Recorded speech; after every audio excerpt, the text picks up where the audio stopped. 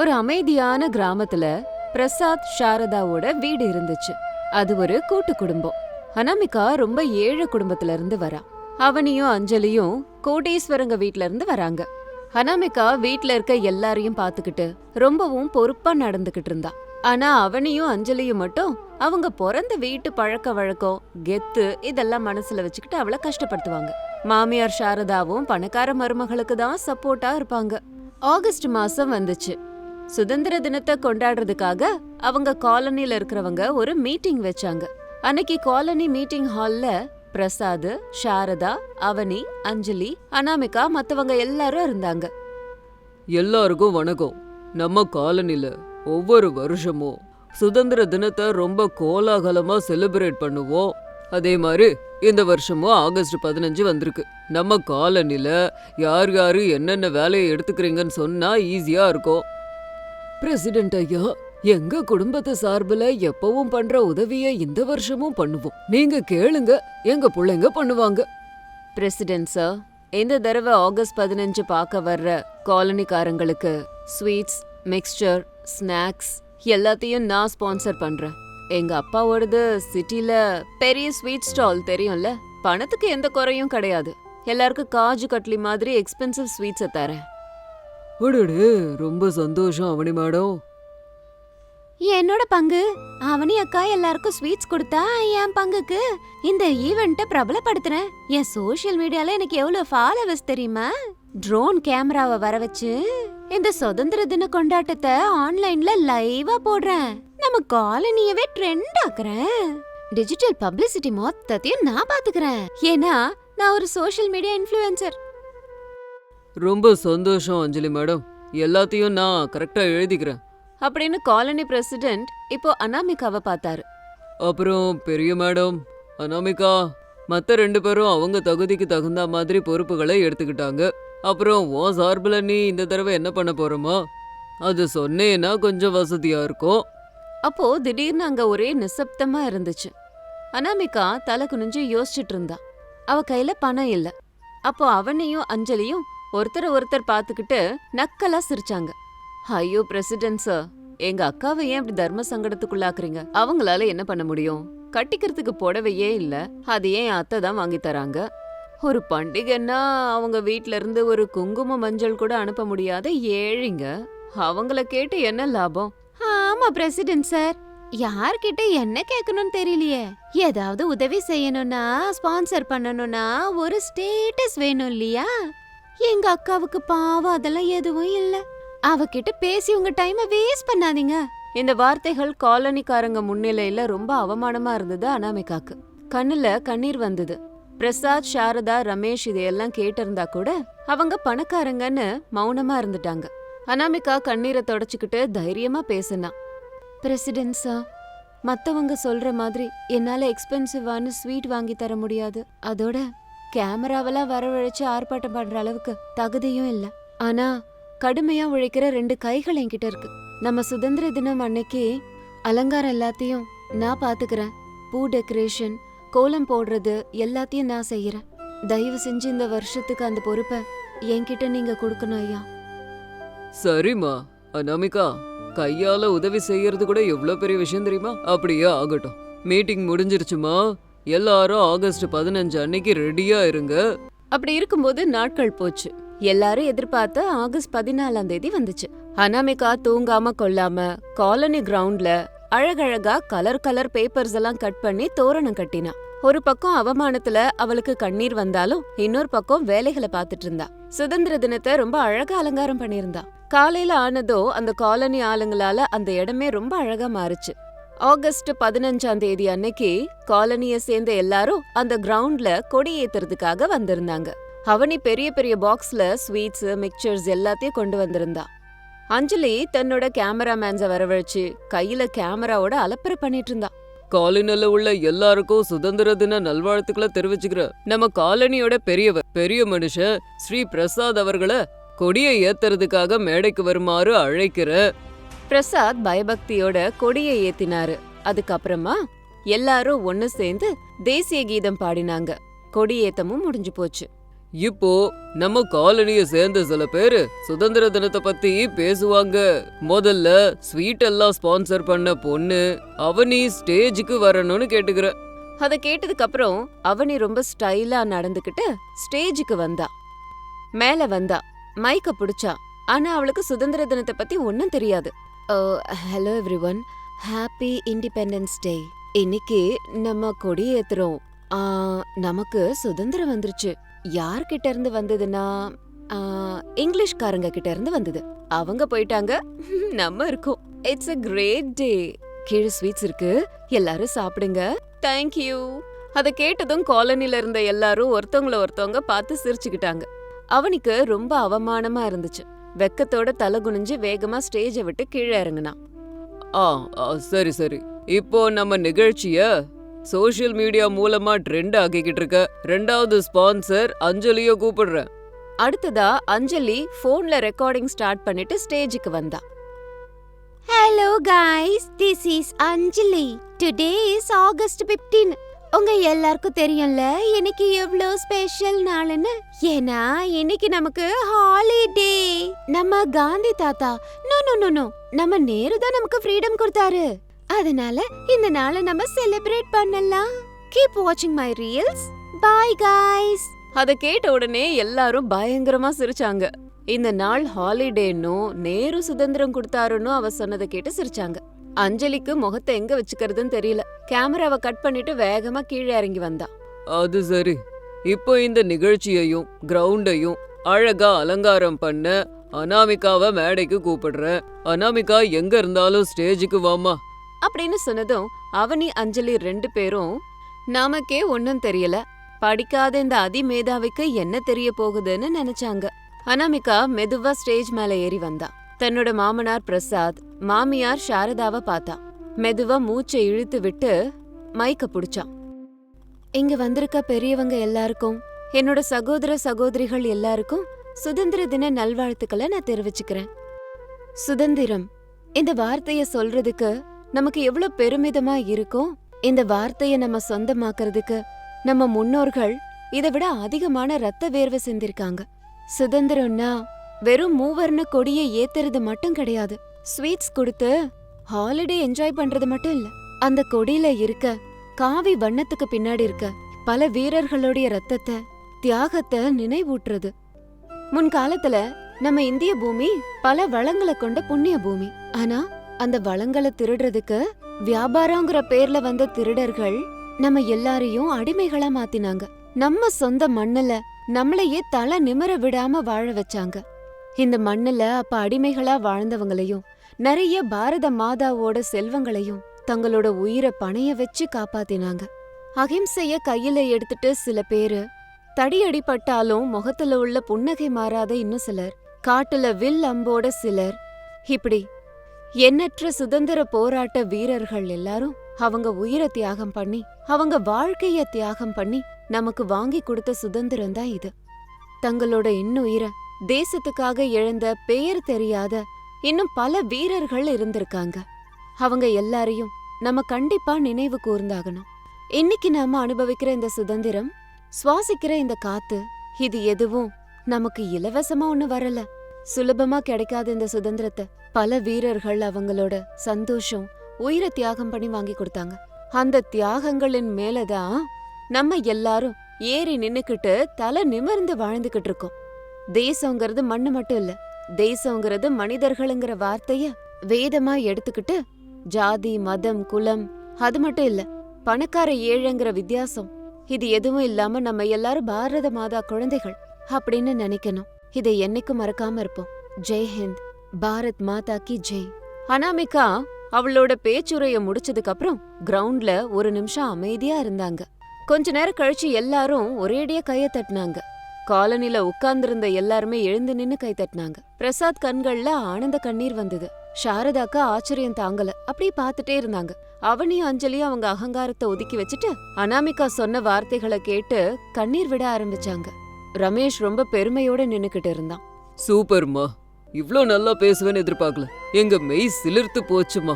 தேசபக்தினா என்னன்னு உன் வார்த்தையில புரியுது. பிரசாத் ஐயா, உங்க பெரிய மருமக உங்க வீட்டுக்கு மட்டும் இல்ல, இந்த காலனிக்கே ஒரு ஐகான். அப்படின்னு சொல்லி முடிஞ்சதும் நிகழ்ச்சி முடிஞ்சதுக்கு அப்புறம் காலனிக்கு வந்த எல்லாரும் அனாமிகாக்கு கை கொடுத்தாங்க. அவனே ஸ்வீட் பாக்ஸ எடுத்துக்கிட்டு வந்தா. ஆனா அத அவ கொடுக்காம அனாமிகா கையில கொடுத்தா. பிரசிடென்ட் சார், இந்த ஸ்வீட்ஸை இன்னைக்கு கொடுக்கறதுக்கான அருகதை தகுதி எல்லாம் எங்க அக்காக்கு தான் இருக்கு. அக்கா கையாலேயே எல்லாருக்கும் இதை கொடுக்கலாம். அத கேட்ட உடனே அனாமிகா புன்னகையோட எந்த ஒரு ஈகோவும் இல்லாம எல்லாருக்கும் ஸ்வீட்ஸ் கொடுத்தா. காலனிக்காரங்க அனாமிகாவை பாராட்டிட்டு அவங்க வீட்டுக்கு போனாங்க. அப்படி இருக்கும்போது சாயந்தர நேரத்துல பிரசாத் வீட்ல எல்லாரும் ஹால்ல வந்து உட்கார்ந்தாங்க. பிரசாத், சாரதா, ரமேஷ், சுரேஷ், அருண் எல்லாரும் இருந்தாங்க. அனாமிகா எல்லாருக்கும் காஃபி கொண்டு வந்து டேபிள் மேல வச்சுட்டு போனா. அப்போ அவனி, அஞ்சலி 2 பேரும் அனாமிகா கிட்ட வந்து ரொம்ப குற்ற உணர்ச்சியோட நின்னுக்கிட்டு இருந்தாங்க. அப்போ அவனி அனாமிகா 2 கைகளையும் பிடிச்சுக்கிட்டு, அக்கா என்ன மன்னிச்சிருக்கா, காலையில மீட்டிங்ல உன்கிட்ட பணம் இல்ல அது இதுன்னு சொல்லி எல்லார் முன்னாடியும் உன்னை அவமானப்படுத்திட்டேன். ஆனா அந்த பணத்தை வச்சு என்னால ஸ்டேஜ்ல ஒரு அறிவோட பேச முடியல. பணத்தை வச்சு அறிவை வாங்க முடியாதுன்னு நிரூபிச்சுட்டேன். உன்கிட்ட இப்படி ஒரு பேச்சு திறமை, தேசபக்தி இதெல்லாம் இருக்கும்னு நான் நினைக்கவே இல்லை. அது எனக்கு இப்பதான் புரிஞ்சுதுக்கா. இன்னைக்கு உன்னோட ஸ்பீச்ல எல்லாரையும் அதிர விட்டுட்ட. பணம் இருந்தா அறிவை வாங்கிட முடியாதுங்கிற கண்ணை நீ திறந்துட்ட. என்ன மன்னிச்சிருக்கா. ஆமாக்கா, சோஷியல் மீடியால வர லைக்ஸ், பிராண்டட் ட்ரெஸ்ஸுங்க இதுதான் வாழ்க்கைன்னு நினைச்சேன். ஆனா இன்னைக்கு நீ பேசினதுக்கு அப்புறமா இந்த மக்கள் கை தட்டினத பார்த்தா இதுதான் உண்மையான திறமை. அந்த கைத்தட்டல் முன்னாடி என் சோஷியல் மீடியா ஃபாலோவர்ஸ் எல்லாம் ஒரு மண்ணுக்கும் பிரயோஜனம் இல்ல. நீ நல்லா பேசுனக்கா. உனக்கு இவ்ளோ அறிவு இருக்குன்னு நினைக்கும் போது எங்களுக்கு ரொம்ப பெருமையா இருக்கு. எங்களை மன்னிச்சிருவல்ல. அத கேட்டதுக்கு அப்புறம் அனாமிகா புன்னகையோட அவங்க கண்ணீரை தொடச்சா. என்னதெல்லாம், இதுல மன்னிப்பெல்லாம் எதுக்கு? பணம் இன்னைக்கு வரும், நாளைக்கு போகும். ஆனா நம்ம குடும்பம், நம்ம குடுத்தனம் என்னைக்கும் இருக்கும். நம்ம 3 பேரும் ஒரே வீட்டை சேர்ந்தவங்கம்மா. ஒன்னா இருந்தாதான் பலம். இன்னைக்கு உங்களோட தப்ப புரிஞ்சுக்கிட்டு என்கிட்ட வந்ததை நினைச்சா எனக்கு ரொம்ப சந்தோஷமா இருக்கு. கேட்டியா சாரதா, நம்ம பெரிய மருமகளோட மனச புரிஞ்சுக்கிட்டியா நீ? காலையில காலனிக்காரங்க முன்னாடி என் மானத்தை காப்பாத்துனா, இன்னைக்கு உன் மருமகளுங்க கிட்ட இருந்த ஈகோவை உடைச்சிட்டா பார், வீட்டை காப்பாத்திட்டா. அம்மா அனாமிகா, நீ வறுமையான வீட்ல இருந்து வரலமா, பெருமையான வீட்ல இருந்து வந்திருக்க. என்ன மன்னிச்சிருடிமா, நான் கூட இவ்ளோ நாளா பணத்திமிருல கொஞ்சம் அதிகமாவே ஆடிட்டேன். இது எல்லாம் தப்புங்கறத புரிஞ்சுக்கிட்டேன். என்ன வயசு வித்தியாசம் பார்க்காம கொஞ்சம் மன்னிச்சிருமா. அத கேட்ட உடனேயே ரமேஷ், சுரேஷ், அருண் எல்லாரும் சந்தோஷப்பட்டாங்க. சாரதாவை பாராட்டினாங்க. அந்த வீட்ல அகங்காரம், ஆணவம், ஏழை பணக்கார வித்தியாசம் இது எல்லாமே அன்னையோட முடிஞ்சுது. அன்னையில இருந்து அந்த வீட்ல எந்த ஏற்றத்தாழ்வும் இல்லாம ரொம்ப சந்தோஷமா எல்லாரும் சமநிலையோட வாழ்ந்து வந்தாங்க. இது இன்னைக்கு ஸ்டோரி. இதே மாதிரி இன்னொரு ஸ்டோரியோட உங்களை எல்லாரும் மறுபடியும் மீட் பண்றேன். அது வரைக்கும் பாய் பாய். ஒரு அழகான கிராமம். அதுக்கு பக்கத்திலேயே அழகிய நதியும் ஓடிக்கிட்டு இருக்கு. மழை காலமும் ஆரம்பிச்சுது. தட்பவெட்ப சூழ்நிலையும் நல்லா இருந்தது. அந்த ஊரோட நதி பக்கத்துல பிரசாத், சாரதா குடும்பம் ஒரு சின்ன வீட்ல வாழ்ந்துட்டு வந்தது. பிரசாத் நிலத்துல கூலி வேலை செய்வாரு. ரமேஷ் பக்கத்து ஊர்ல ஒரு ஃபேக்டரியில குமாஸ்தாவா வேலை பாக்குறான். அனாமிகாவோட குணம் எப்படின்னா, குடும்பத்துக்கு தன்னால ஏதாவது ஒரு உதவி ஆகுமான்னு நினைச்சுக்கிட்டே இருப்பான். மழைக்காலம் வந்தது. மழை பெய்ய ஆரம்பிச்சுது. வீட்ல சூழ்நிலை வழக்கத்தை விட கொஞ்சம் கஷ்டமா இருந்தது. ஒரு நாள் மழை பெஞ்சுக்கிட்டு இருக்கும்போது அனாமிகாவும் சாரதாவும் வாசல்ல உட்காந்துக்கிட்டு காய்கறிய கட் பண்ணிட்டு இருந்தாங்க. பிரசாத் அப்பதான் மழையில நனைஞ்சிட்டு வீட்டுக்கு வந்தாரு. அப்பாடா, என்னது இது? மழை இந்த போல பொலந்துகிட்டே இருக்கு. நிலத்து வேலையெல்லாம் அப்படியே நின்னுடுச்சு. மழை காலம் வந்தாலே இப்படிதாங்க, வீட்டை நடத்துறதே கஷ்டமாகுது. ரமேஷோட சம்பளமும் பத்தறதில்ல. ஆமா அத்த, அவர் காலையில போயிட்டு ராத்திரி வராரு. அவ்ளோ கஷ்டப்படுறாரு. ஆனாலும் வர சம்பளம் வீட்டு செலவுக்கே பத்தறதில்ல. ஏதாவது சின்ன வியாபாரம் பண்ணா நல்லா இருக்கும்னு எனக்கு தோணுது அத்த. வியாபாரமா? நம்ம கையில முதலீடு எங்கம்மா இருக்கு? பெண் புள்ள நீ, வெளிய போய் என்ன வியாபாரம் பண்ணுவ? மாமா, முதலீடு போடாம செய்யற வேலை ஏதாவது இருந்தா யோசிப்போம். எனக்கு சமைக்க நல்லா வரும்ல, ஏதாவது முடிஞ்சத பண்ணுவோம். சமையல் நல்லா வருங்கிறது உண்மைதான். நம்ம ஊர்ல இதெல்லாம் யாருமா வாங்குவா? அவங்க வீட்லயே செஞ்சுப்பாங்க. நம்ம ஊர் மக்களுக்காக இல்ல அத்த, நம்ம நதிக்கு பக்கத்துல புதுசா டூரிங் ஸ்பாட் கட்டுறாங்க இல்லையா, அங்க நிறைய என்ஜினியர்ஸ், கூலி ஆளுங்க வந்துட்டு இருக்காங்க. அவங்களுக்கு மத்தியான வேளையில சரியான சாப்பாடு கிடைக்கலன்னு நேத்து அவரு சொன்னாரு. ஆமாமா, ரமேஷ் என்கிட்ட கூட சொன்னான். ஆனா அவங்க நூத்துக்கணக்கான ஆளுங்க இருக்காங்க. அவங்களுக்கு நம்மளால மட்டும் எப்படி சமைச்சு தர முடியும்? மழை காலத்துல விறகடுப்ப பத்த வச்சு பெரிய பெரிய பாத்திரத்துல செஞ்சு கொண்டு போறதுன்னா அதெல்லாம் சுலபம் இல்லம்மா. கஷ்டம்தான் மாமா, இல்லன்னு சொல்லல. ஆனா கைய கால வச்சுட்டு சும்மா இருந்தா கஷ்டம் எப்படி மாமா போகும்? அவர் மட்டுமே ராத்திரி பகலா கஷ்டப்படுறாரு. நம்ம தினந்தோறும் ஒரு 50 பேருக்காவது சமைச்சு போட்டோம்னா கொஞ்சமாவது நம்மளோட செலவுக்கு பைசா கிடைக்கும்ல மாமா. கொஞ்சம் முயற்சி பண்ணி பார்க்கலாமே. அனாமிகா, உங்க மாமனார் சொன்ன மாதிரி பெரிய அளவுல 10 வகையான கூட்டு பொரியல் குழம்பெல்லாம் செய்யறது ரொம்ப கஷ்டம். யோசனையும் கைவிட வேண்டாம்.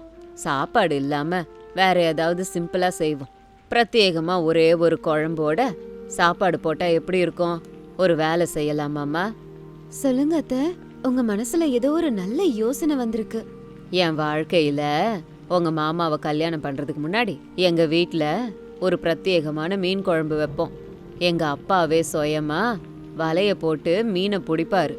எங்க அம்மா சொல்லி கொடுத்த ஒரு பழங்காலத்து மசாலாவோட மீன் குழம்பு வைப்போம். அந்த வாசனைக்கு மொத்த ஊருமே எங்க வீட்டு வாசல்ல வந்து நிக்கும்.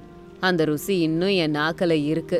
ஆமாமா அனாமிகா, 100க்கு 100 உங்க அத்தை சொல்றது உண்மை. அந்த காலத்துல உங்க அத்தையோட அப்பா என்ன சாப்பிட கூப்பிடுவாரு. அப்போ உங்க மாமியார் செஞ்ச அந்த மீன் குழம்பு சாப்பிடணுமே, அன்னைக்கு விழுந்த உங்க மாமியாரோட கையில இப்ப வரைக்கும் எழ முடியல. அந்த ஒரு மீன் குழம்பு தான் எங்க கல்யாணத்தையே முடிச்சு வச்சுது. நிஜமாவா மாமா? அவ்ளோ நல்லா இருக்குமா அந்த குழம்பு? அப்புறம் ஏன் இன்னும் தாமதிக்கிறீங்க? அந்த குழம்பு எப்படி செய்யறது சொல்லி கொடுங்க அத்தை. அதே குழம்பு வித்து நம்ம பணம் சம்பாதிக்கலாம். இந்த மழை காலத்துல நாள் முழுக்க மழையில நனைஞ்சுக்கிட்டு வேலை செய்யற அந்த கூலி ஆளுங்களுக்கு உடம்பெல்லாம் ரொம்ப அசதியா இருக்கும். அந்த நேரத்துல அவங்களுக்கு இந்த மீன் குழம்பு மதிய நேரத்துல எப்படி இருக்கும்? அதுவும் வாழை இலையில வச்சு அவங்க சாப்பிடும்போது வலிய மட்டும் இல்ல, உலகத்தையே மறந்துடுவாங்க. இன்னும் உற்சாகமா வேலை செய்வாங்க. எல்லாருக்கும் இது கண்டிப்பா பிடிக்கும் அத்தை. உன் உற்சாகத்தை பார்க்கும்போது சந்தோஷமா தான் இருக்கு. ஆனா அது பழங்காலத்து மசாலாமா. இப்பதான் காலம் எல்லாம் மாறி போச்சே. எல்லாரும் நிமிஷத்துல வேலையாகி போற பாக்கெட் மசாலாவை போடுறாங்க. அந்த போலி ருசிக்கு பழக்கப்பட்ட இவங்க நாக்கெல்லாம் பழங்காலத்து ருசியை தேடுமா? இல்ல அதை தான் இவங்க எல்லாரும் பாராட்டுவாங்களா? இந்த ருசி அவங்களுக்கு பிடிக்குமோ பிடிக்காதோன்னு யோசனையா இருக்கு. பணம் கொடுத்து வாங்குறாங்க இல்லையா? அவங்களுக்கு பிடிச்ச மாதிரி அவங்கள திருப்திப்படுத்துற மாதிரி சாப்பாடு இருக்கணும் இல்லையா? கண்டிப்பா அவங்களுக்கு பிடிக்கும் அத்தை. பாக்கெட் மசாலா நாக்குக்கு வேணா ருசிய தரலாம். ஆனா நம்ம கையால அரைக்கிற மசாலாவால அவங்க உடலுக்கு ஆரோக்கியம் கிடைக்கும்.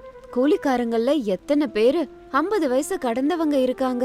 அவங்களுக்கெல்லாம் இந்த பழைய ருசி தெரியும். அவங்க கண்டிப்பா வாங்குவாங்க. அவங்கள பார்த்து மத்தவங்களும் நம்ம கடைக்கு வந்து வாங்குவாங்க அத்தை. அப்ப சரி, உன்னோட இஷ்டமா?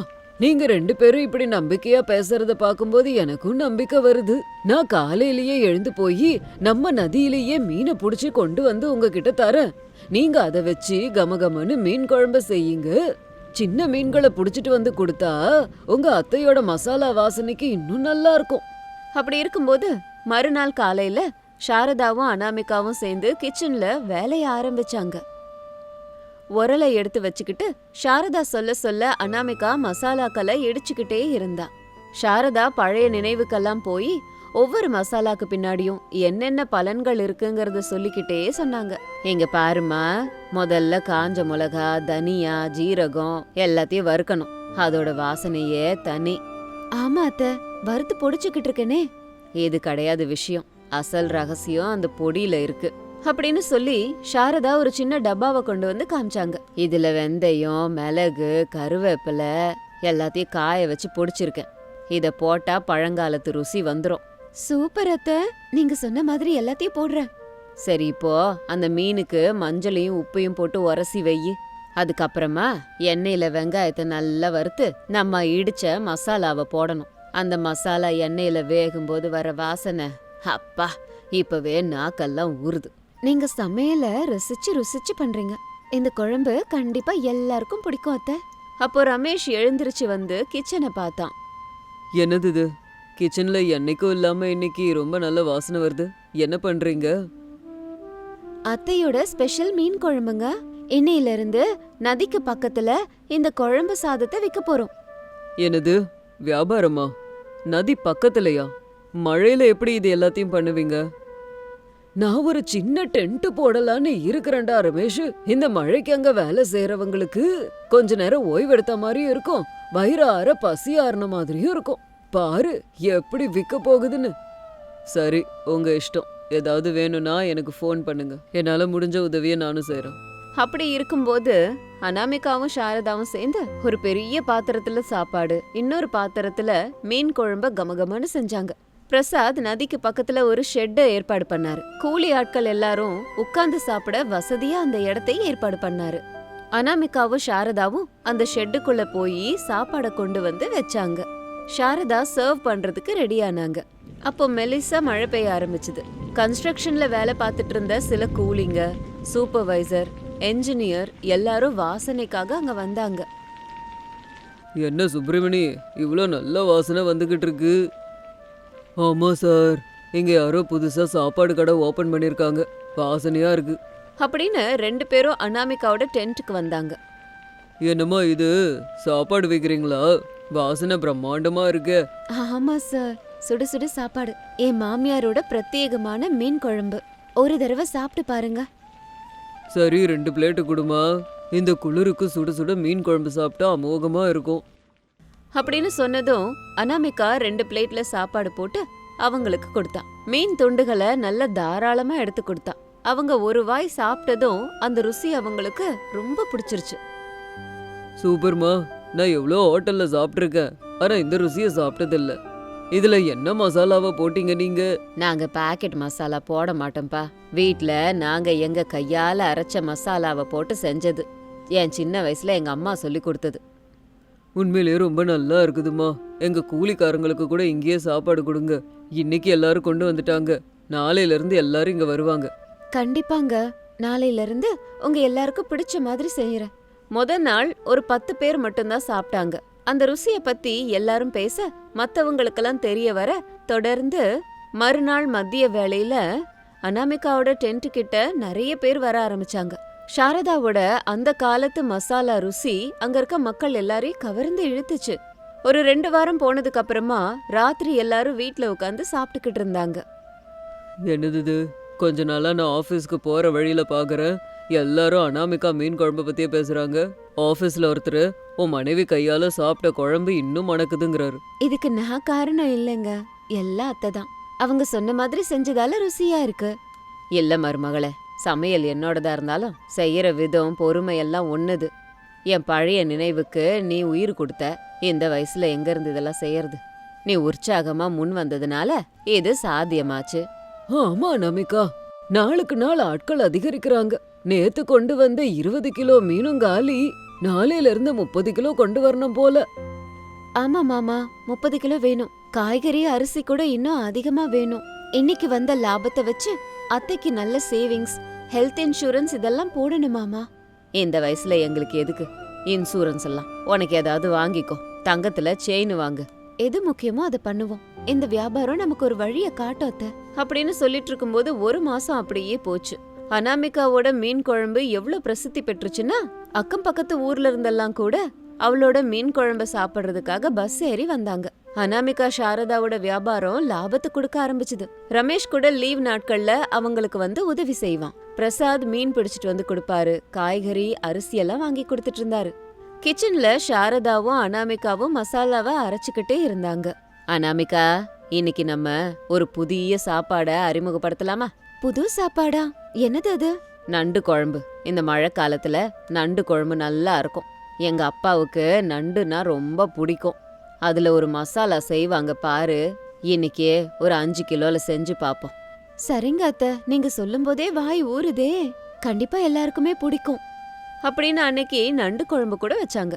மக்கள் கிட்ட அதுக்கு நல்ல வரவேற்பு கிடைச்சது. கொஞ்ச நேரத்திலேயே எல்லாம் வித்துருச்சு. அன்னைக்கு சாயந்தரம் வீட்டு வாசல்ல பிரசாத் உட்காந்து லாபத்தை எண்ணிட்டு இருந்தாரு. ரமேஷ் பக்கத்துல உட்காந்து பார்த்தான். சாரதாவும் அனாமிகாவும் டீ குடிச்சிட்டே வந்தாங்க. ரமேஷா, இந்த மாசம் நம்ம வீட்டை அடமானம் வச்சோமே மீட்டுடலாம். அதை தாண்டி நம்ம கிட்ட இன்னும் கொஞ்சம் பணமும் மீந்து இருக்கு. எனக்கு உண்மையிலேயே ஆச்சரியமா இருக்குப்பா. இத்தனை வருஷமா நான் வேலைக்கு போறேன், என்னால பண்ண முடியாததை இவங்க பண்ணிட்டாங்களே.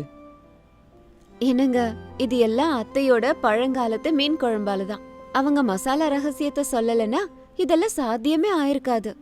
என் பழைய நினைவுகள் மறக்காம ஞாபகத்துல இருந்ததுதான் காரணம். அத நீதான் வெளியில எடுத்த. 4 பேருக்கு அந்த ருசிய காமிச்ச. உன்னோட அக்கறை கஷ்டத்தினாலதான் இது எல்லாமே இன்னைக்கு நடந்து இருக்குதுமா. உங்க ஆசீர்வாதம் இருந்தா அதுவே போதும் அத்தை. நம்ம ஒரு சின்ன ஹோட்டல்ல போடலாமா? இந்த டென்ட் எடுத்துருவோம். கல்லு மண்ணெல்லாம் போட்டு கட்ட வேண்டாம். இதே மாதிரி ஷெட்டை இன்னும் கொஞ்சம் பெரிய அளவுல பண்ணலாம்.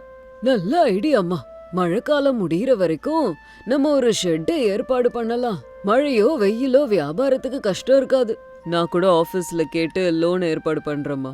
நம்ம எல்லாரும் சேர்ந்தே இந்த வியாபாரத்தை செய்யலாம் என்ன? இப்படி இருக்கும்போது சாரதாவோட பழைய ஞாபகங்கள், அனாமிகாவோட கஷ்டம் சேர்ந்து அந்த குடும்பத்தை வறுமையில இருந்து காப்பாத்திட்டாங்க. அந்த மழைக்காலம் அவங்க வாழ்க்கையில ஒரு புது வித அனுபவத்தை கொடுத்தது. கொஞ்ச நாள்லயே நதிக்கு பக்கத்துல ஒரு சின்ன ஷெட்டை போட்டு சாரதா அம்மா மீன் குழம்புன்னு போர்டு வச்சு சின்னதா அழகா ஒரு ஹோட்டல் ஆரம்பிச்சாங்க. சாரதாவோட ரெசிபி, அனாமிகாவோட ருசி, அந்த இடத்துலயே அந்த ஹோட்டல் எல்லாருக்கும் ஃபேவரட்டான இடமா ஆச்சு. அன்னைக்கு ஹோட்டல் கலகலன்னு இருந்தது. பிரசாத் கவுண்டர்ல உட்கார்ந்தாரு. ரமேஷ் எல்லாருக்கும் சர்வ் பண்ணிட்டு இருந்தான். கிச்சன்ல அனாமிகா சுறுசுறுப்பா வேலை பார்த்துட்டு இருந்தா. சாரதா நாற்காலியில கொஞ்ச நேரம் உட்காந்து ரெஸ்ட் எடுத்தாங்க. அத்த, மசாலா பொடி தீந்துருச்சு, இன்னும் கொஞ்சம் வேணும். கொஞ்ச நேரம் இருமா, எடுத்துட்டு வரேன். சந்தோஷமா இருக்கு. இந்த வயசுல என் பழைய ரெசிபிக்கு இவ்ளோ டிமாண்டா? கனவுல கூட எதிர்பார்க்கல. சாரதா மசாலா டப்பாவை எடுத்துட்டு போய் மசாலா அரைக்க ஆரம்பிச்சிட்டாங்க. 2 பேரும் சந்தோஷமா சமைச்சிட்டு இருந்தாங்க. மாமியார் மருமகளுக்குள்ள இருக்கிற பந்தம், ஒருத்தருக்கு ஒருத்தர் இருக்கிற நம்பிக்கை, அவங்களோட மரியாதை அவங்களுக்கு வெற்றியை கொடுத்தது. சாரதாவோட பழைய நினைவு, அனாமிகாவோட புதிய உற்சாகம், இது 2ம் சேர்ந்ததுனால ஒரு புதிய வியாபாரம் பிறந்தது. எந்த ஒரு பிரச்சனையும் இல்லாம இந்த வெற்றிக்கு ஒருத்தர் மட்டும் காரணம் இல்லைன்னு சொல்லி வெற்றியை எல்லாருமே பகிர்ந்து சந்தோஷமா அந்த குடும்பத்தோட வாழ்க்கைய நடத்திக்கிட்டு இருந்தாங்க. இது இன்னைக்கு ஸ்டோரி. இதே மாதிரி இன்னொரு ஸ்டோரியோட உங்களை மறுபடியும் மீட் பண்றேன். அது வரைக்கும் பாய் பாய்.